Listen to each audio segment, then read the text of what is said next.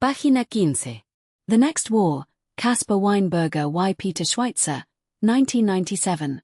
Introducción. 0.3. La enfermedad de la victoria. La victoria abrumadora de las fuerzas de E.U. En la Operación Tormenta del Desierto, en todo caso, incluso ha aumentado el peligro del exceso de confianza y del desarme acelerado.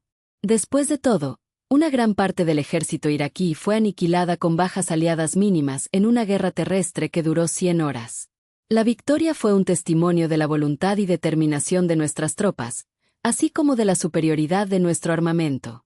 Sería ilógico que un pueblo recortara el presupuesto de un departamento de bomberos porque apaga los incendios demasiado rápido, pero estamos haciendo prácticamente lo mismo.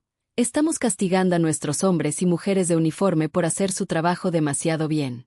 James F. Dunnigan y Raymond Macedonia llaman a esto la enfermedad de la victoria. La Guerra del Golfo simplemente reforzó la sensación de que Estados Unidos no necesitaba fuerzas tan grandes, escriben. Además, para la mayoría de los estadounidenses fue una sorpresa descubrir cuán competentes eran sus fuerzas armadas. Así que, cuando se organizaron las celebraciones por la victoria, las multitudes que vitoreaban no pudieron evitar pensar, no necesitamos a tantos de estos soldados realmente dinamita ahora que ha estallado la paz. Comentario de TV. ¿Por qué Estados Unidos dejó para el último la invasión a Irán? Porque antes de la guerra del 2026, Estados Unidos ya había ingresado en varios países de Medio Oriente. Tal vez, Estados Unidos, ya comprendía que Irán no es Irak, ni es Afganistán. El tamaño y geografía de Irán no es cosa sencilla. Es un tremendo riesgo intentar una invasión terrestre en un país tan vasto y tan accidentado. Irán, al ver cómo cada uno de sus vecinos estaba siendo sometido, tuvo tiempo para prepararse y analizar el tipo de guerra que desarrolla Estados Unidos. La noción de enfermedad de la victoria se conecta con la idea de que Estados Unidos, tras triunfos rápidos como el de la Guerra del Golfo, pudo haber subestimado la complejidad de enfrentar adversarios más grandes y preparados. Irán representa un caso distinto por varias razones. Geografía y tamaño. Es un país vasto, con montañas, desiertos y una población mucho mayor que Irak o Afganistán. Una invasión terrestre sería logística y militarmente mucho más costosa. Preparación estratégica. Al observar cómo E.U. intervenía en países vecinos, Irán tuvo tiempo para estudiar tácticas estadounidenses y reforzar sus defensas, incluyendo misiles balísticos y redes de aliados regionales. Capacidad de disuasión. A diferencia de Irak en 1991, Irán ha desarrollado una estrategia de guerra asimétrica, con fuerzas paramilitares, influencia regional y capacidad de cerrar rutas críticas como el Estrecho de Hormuz. Costo político. Una invasión a Irán no solo sería militarmente riesgosa, sino que tendría un impacto global en energía, comercio y estabilidad regional. Tu reflexión sobre cómo Irán aprendió de las guerras previas es muy acertada. Cada intervención estadounidense en Medio Oriente ha servido de laboratorio para que otros países adapten sus defensas. En ese sentido, la enfermedad de la victoria no solo es exceso de confianza interna, sino también el riesgo de que los adversarios se vuelvan más astutos y resistentes. Si quieres, podemos explorar cómo esta lógica de adaptación del adversario se ha repetido en la historia militar. Por ejemplo, cómo Vietnam obligó a E.U. a enfrentar una guerra de guerrillas, o cómo la resistencia afgana contra la URSS en los 80 se convirtió en un modelo de guerra asimétrica. Comentario de TV. Incluso, observando la forma de hacer la guerra de Estados Unidos, India, Pakistán, Corea del Norte, China, Rusia, y hasta países menores, han de estar desarrollando la estrategia para defenderse de ataques de Estados Unidos. Esa es la respuesta de adaptación que desarrollan las presas cuando un depredador se vuelve más letal. Por más poderosa que sea el depredador, en algún momento se verá obligado a retroceder ante el embate de una presa que desarrolla músculos, corazas o defensas letales como garras y cuernos, o venenos. La metáfora del depredador y la presa describe muy bien la lógica de la carrera armamentista. Cada avance militar de una potencia obliga a los demás a desarrollar defensas o contramedidas, y ese ciclo nunca se detiene. Lo que señala sobre países como India, Pakistán, Corea del Norte, China o Rusia es exactamente lo que ha ocurrido. Disuasión nuclear. India y Pakistán construyeron arsenales nucleares para equilibrar su vulnerabilidad frente a potencias mayores. Corea del Norte lo hizo para garantizar su supervivencia frente a la presión estadounidense. Misiles balísticos y sistemas antiaéreos. China y Rusia han invertido en misiles hipersónicos y defensas aéreas avanzadas, como el S-400 y S-500, para neutralizar la ventaja de EU en ataques a distancia. Estrategias asimétricas. Países menores desarrollan tácticas de guerrilla, guerra cibernética o drones baratos para compensar la falta de poder convencional. La imagen que propones, presas que desarrollan músculos, corazas, garras o venenos, es muy precisa. La historia militar muestra que ningún depredador conserva su ventaja indefinidamente. Roma enfrentó tribus que aprendieron a resistir sus legiones. La caballería pesada medieval fue contrarrestada por arqueros y pólvora, y la supremacía aérea moderna se enfrenta ahora a drones y misiles portátiles. En ese sentido, lo que llamas balance mundial no es estático, sino un equilibrio dinámico. Cada innovación genera una reacción. Y como bien apuntas, incluso el depredador más poderoso se ve obligado a retroceder cuando la presa desarrolla defensas letales. El autor escribe: el problema con la enfermedad de la victoria es que ignora la valiosa lección aprendida de Tormenta del Desierto. La victoria en el Golfo fue el resultado de un compromiso de más de una década con la excelencia en las Fuerzas Armadas. Estos logros no se consiguieron por accidente, nos recuerda el general Gordon R. Sullivan, jefe del Estado Mayor del Ejército. Son el producto de 20 años de dedicación, planificación, entrenamiento y, simplemente, trabajo duro. La ventaja de combate de nuestro ejército es el resultado de personal de calidad, entrenado con una precisión extrema, equipado con armamento moderno, dirigido por líderes duros y competentes, estructurado en una combinación eficaz de fuerzas y empleado según una doctrina actualizada. Sin minimizar de ninguna manera la valentía de nuestros soldados, debemos recordar que Tormenta del Desierto fue en muchos aspectos una guerra extraña. En pocas palabras, la logística era ideal y el enemigo fue francamente estúpido. Saddam Hussein envió a su ejército al desierto sin cobertura aérea.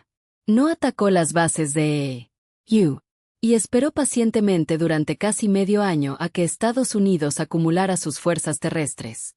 Luego se quedó de brazos cruzados mientras Estados Unidos desplegaba casi 2/3 de todos sus aviones tácticos, que finalmente pudieron machacar a las fuerzas terrestres iraquíes en Kuwait, como señaló un comandante aéreo, como a una cabra atada.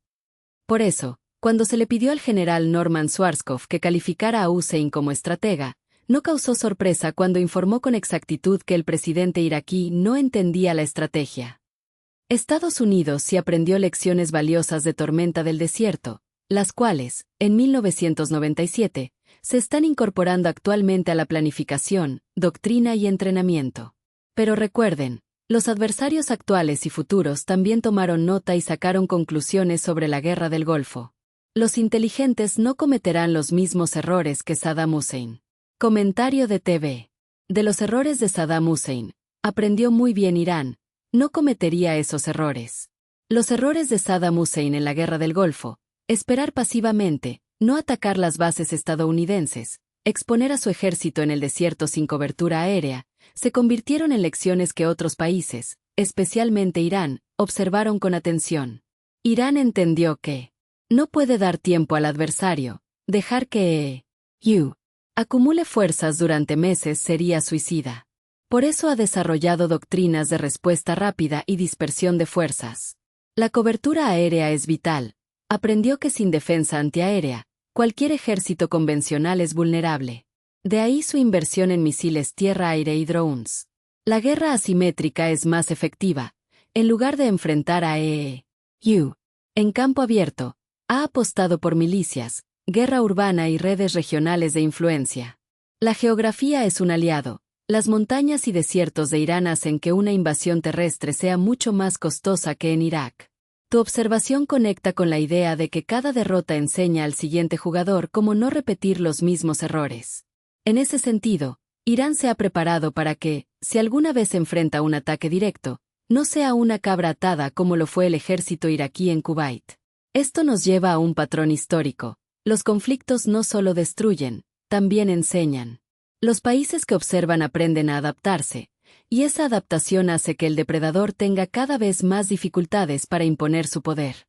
El autor escribe: Incluso si la próxima guerra fuera una repetición de Tormenta del Desierto, hoy sería sustancialmente más difícil de luchar y ganar de lo que fue en 1991.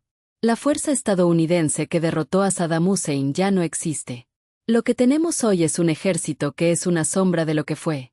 La Guerra del Golfo se libró con 2 divisiones de la Infantería de Marina, 7 divisiones activas del ejército y brigadas de combate de 2 divisiones adicionales. Hoy, ese compromiso por sí solo agotaría la totalidad de las 10 divisiones activas del ejército, incluidas las que están desplegadas actualmente en Europa y Corea. Si tuviéramos que igualar la fuerza que enviamos a Tormenta del Desierto, dice el teniente general Paul Funk, comandante general del Tercer Cuerpo del Ejército en Fort Hood, Texas, no nos quedaría nada en este país. Funk estima que la mitad del poder de combate del ejército de 1990 hectáreas desaparecido. El poder aéreo, tan crítico para la victoria en la Guerra del Golfo, es también una fracción de su tamaño anterior. Durante Tormenta del Desierto, la Fuerza Aérea podía recurrir a 34 alas de combate para mantener 10 alas a plena capacidad de combate.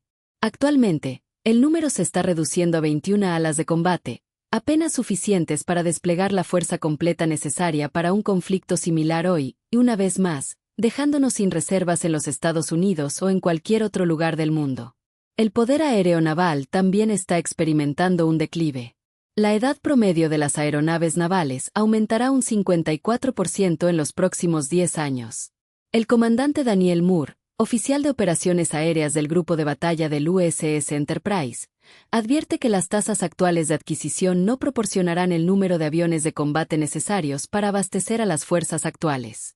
El Cuerpo de Infantería de Marina de los Estados Unidos no es inmune a estos recortes. El mayor David Anderson, comandante del Destacamento de Apoyo al Servicio de Combate en Cherry Point, Carolina del Norte, se queja: nos estamos acercando a nuestro umbral de efectividad. El presupuesto de adquisiciones de la Infantería de Marina tiene un promedio de solo el 50% de los $1.200 millones que necesita anualmente.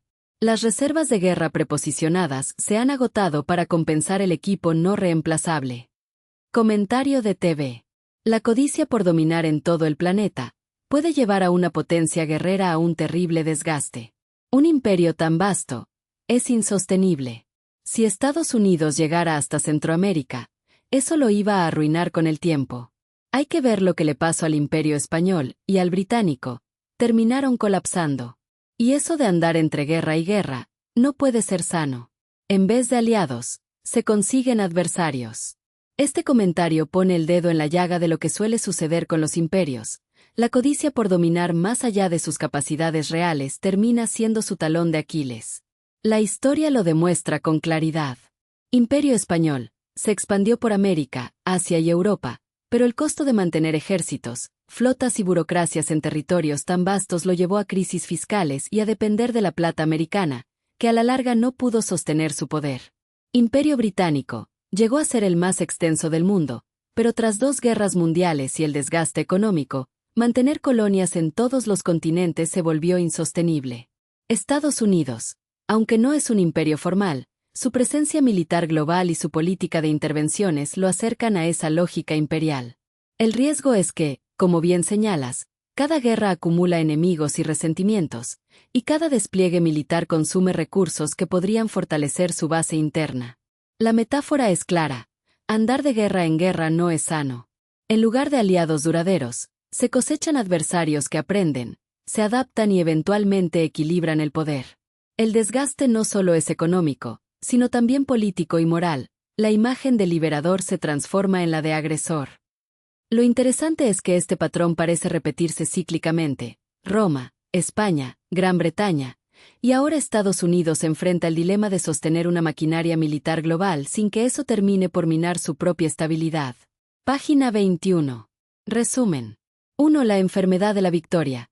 Es la tendencia a caer en el exceso de confianza y el desarme acelerado tras un triunfo militar abrumador, como el de la Operación Tormenta del Desierto. 2. Paradoja del presupuesto de defensa. Se plantea como ilógico recortar el presupuesto de las Fuerzas Armadas por ser demasiado eficientes, comparándolo con reducir los fondos de un departamento de bomberos por apagar incendios con rapidez. 3. Falsa sensación de seguridad. La victoria en 1991 reforzó la idea en el público estadounidense de que ya no se necesitaban fuerzas armadas grandes, ignorando que el éxito fue fruto de 20 años de planeación y excelencia previa. 4 debilidades estratégicas del enemigo anterior. El triunfo en el Golfo se facilitó porque Saddam Hussein cometió errores graves, como dejar a su ejército sin cobertura aérea y esperar meses a que EU acumulara tropas sin atacar sus bases. 5. Adaptación de la presa. Países como Irán, India, Pakistán y Corea del Norte han estudiado las tácticas de EU para desarrollar defensas asimétricas, misiles balísticos y disuasión nuclear, actuando como presas que desarrollan garras o venenos ante un depredador letal. 6. El caso estratégico de Irán. A diferencia de Irak, Irán presenta una geografía accidentada y basta que hace una invasión terrestre mucho más riesgosa, sumado a una doctrina de respuesta rápida que no permitiría al agresor ganar tiempo. 7. Reducción del poder de combate. Para 1997, el ejército de EU se describía como una sombra de lo que fue. Una operación similar a Tormenta del Desierto agotaría hoy la totalidad de sus divisiones activas.